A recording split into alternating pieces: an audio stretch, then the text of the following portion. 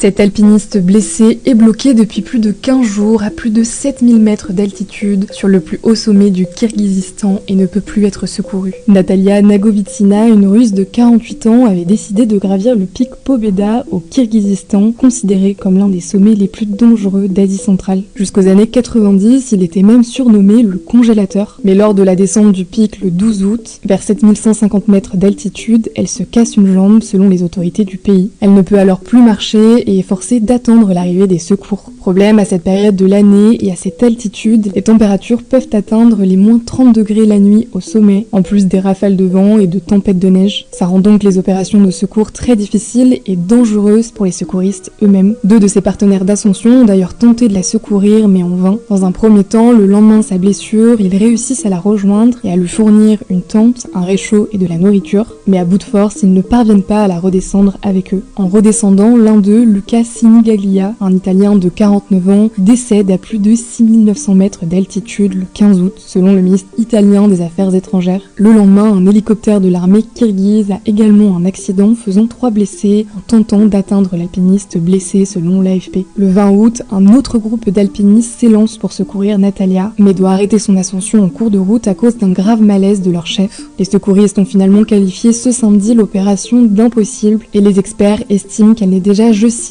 malheureusement plus en vie. Ce mercredi, les autorités du pays ont annoncé n'avoir détecté aucune trace de vie lors du survol par un drone équipé d'une caméra thermique de la zone où l'alpiniste s'était réfugié.